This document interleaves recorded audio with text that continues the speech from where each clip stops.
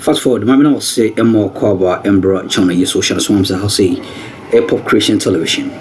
Political stories are training me Chris big headlines. Near Jemre, na EDB Akroma Ewaha. Need me on Braxi Muse Ende, AD Kanya message will be to me. Subscribe to the channel. Hit on notification bell, share, and my friends will answer into me. Can be an idiom. I will leave you a comment under the comment section. And make sure when your cases are in sir. Young Raying Sim. Kojo Mpiani have all been speaking about it, calling on the party to suspend this thank you tour. Dr. Kennedy, thank you for joining us on Ghana Tonight. For inviting me. Good evening to your listeners and happy May Day. And happy May Day to you too as well. And I know that you've been following the happenings within your party with respect to this thank you tour. Those who have called on the party to, as it were, reconsider, the likes of Boachicha Manteja, Kojo Mpiani, and then also others. In fact, Kennedy Japan, who was withdrawn from this thank you tour as well.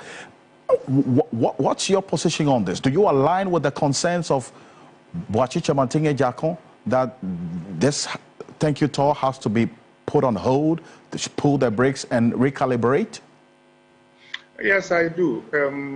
I actually think that the thank you tour was a little ill-conceived from the beginning.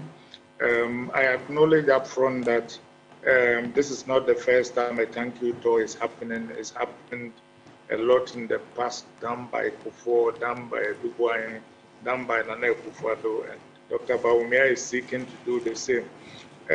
I think, though, that this one, for some reason, has been characterized by undue rancor, and it's been, as some of you have reported already, been characterized by exchange of fisticuffs and finally a stabbing.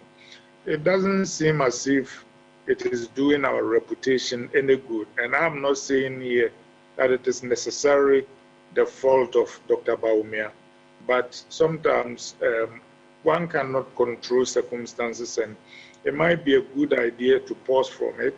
You just reported, and I didn't know that the national chairman has taken a break. Maybe the national chairman shouldn't take a break, the tour should take a break. And I also think that while we seemed a little obsessively focused on the national tour and what we are doing with the party, the nation has real emergencies that are going ignored. In addition to everything else, while hopefully we can put ourselves together to prepare for the next chance as government, we are also a responsible opposition party. We are the largest opposition party in the country, and there are a lot of things going on. In the judiciary, for example, the Chief Justice is under pressure and might be removed. I also think that the President, the Chief Justice own is a little iffy. One can argue with both sides, but the President is packing the Supreme Court, which is a bad idea. Third, it sounds as if that he's losing the stomach for the fight against Galamsey. It sounds like, despite the bright start of Ural, the President is developing cold feet about accountability. These are things that, as the major opposition party, is responsible and loyal to Ghana, we should vigorously engage, work with the President where possible, and oppose him with reasons where we think he's going off the rails. And I think, unfortunately, that our party is not paying enough attention to these urgent priorities. So I urge the leadership to consider that we should, in effect, work and chill our triapia at the same time by looking at both responsibilities. I see. You make the point that this whole thank you tour was, in your view, ill-conceived right from the beginning. I mean, but if you listen to the objectives that were outlined by the party before the tour began, it was quite clear what they wanted to achieve: to go back to the people, say thank you to them even though the party lost, and then also take the opportunity to address some of the issues, for instance, some factors that may have led to the party's defeat. You still were not convinced that these were right reasons to go on this tour? No, and that is precisely why I say it was ill-conceived. You know, the party has had problems with leadership bias, or at least perceptions of the same. So now we set up the Mike Okoye committee to investigate the reasons why we lost an election. People wondered why that committee was composed the way it was. They finished their work, and it is not shared with the general membership of the party, which is reasonable sometimes. Maybe it's not everything that should be put out in public.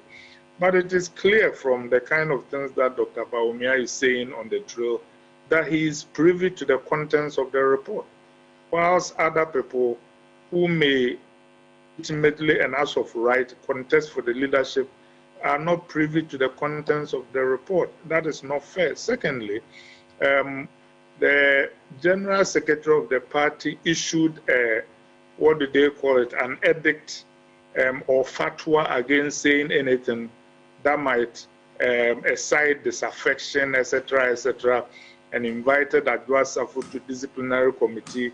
And now here is the flag bearer of the party, Dr. Bawumia, in effect going after the former president, Nana Akufo-Addo, for reasons that party insiders look quite obvious. But if we are not trying to excite disaffection, it sounds like some of the things that Dr. Bawumia is saying and implying and indirectly attributing to the president would not engender goodwill in the party and will lead to rancorous debate.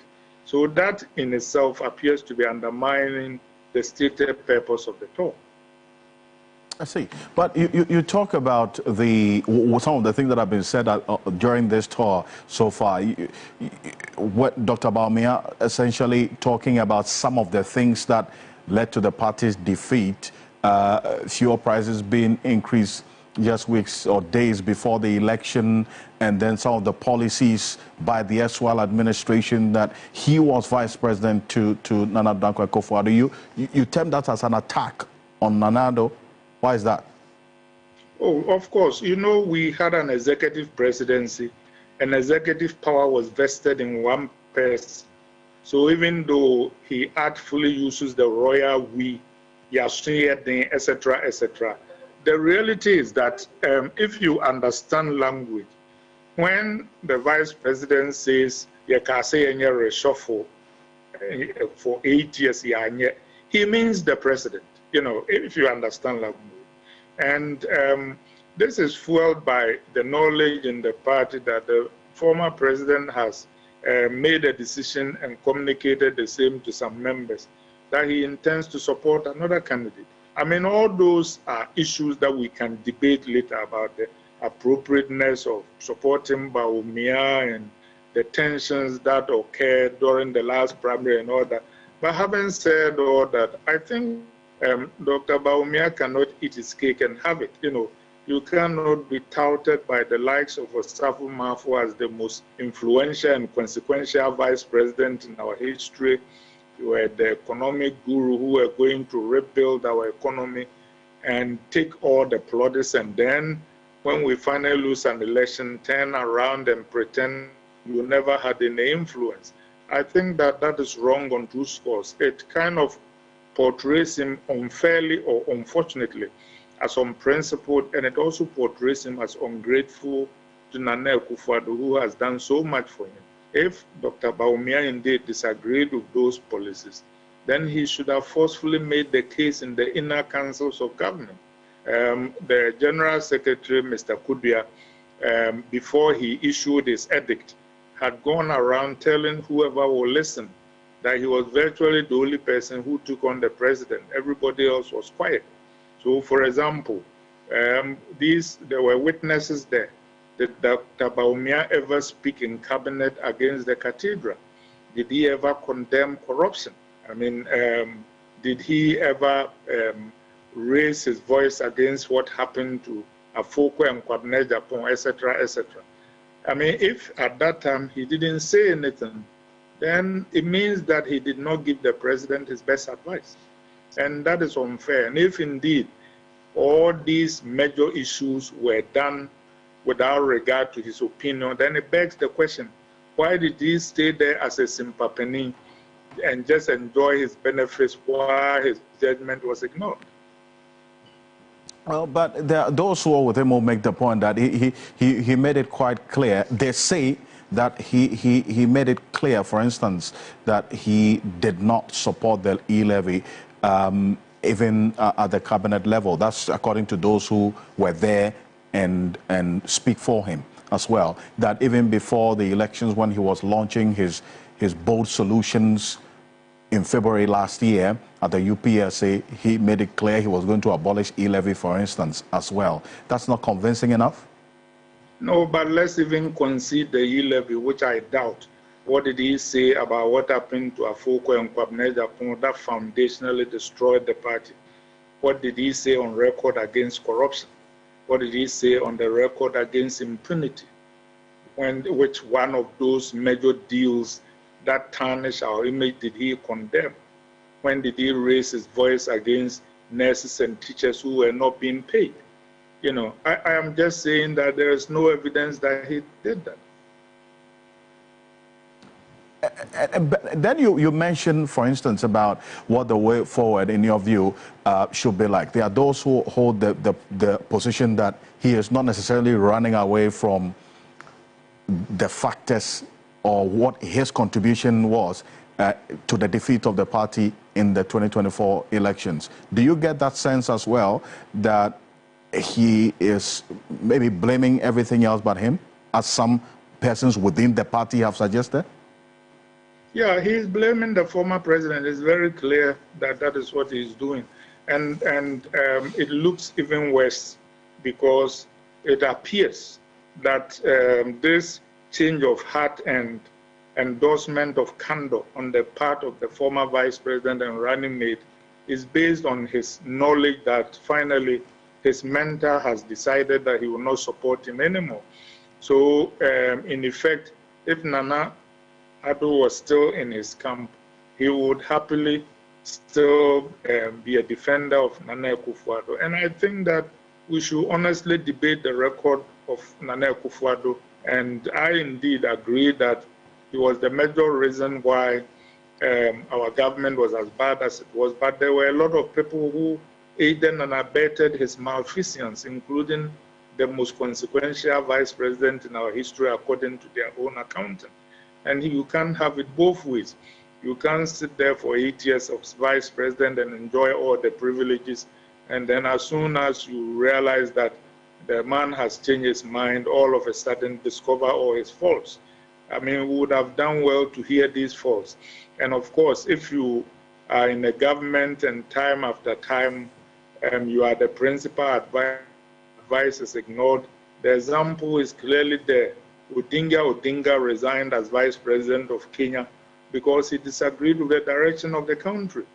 After all, when you join a ticket, you do not hand over your conscience. You're still accountable for your decisions. Are you saying on record that Nana Addo Akufo-Addo is not supporting Dr. Mahamudu Bawumia anymore should he decide to contest the flag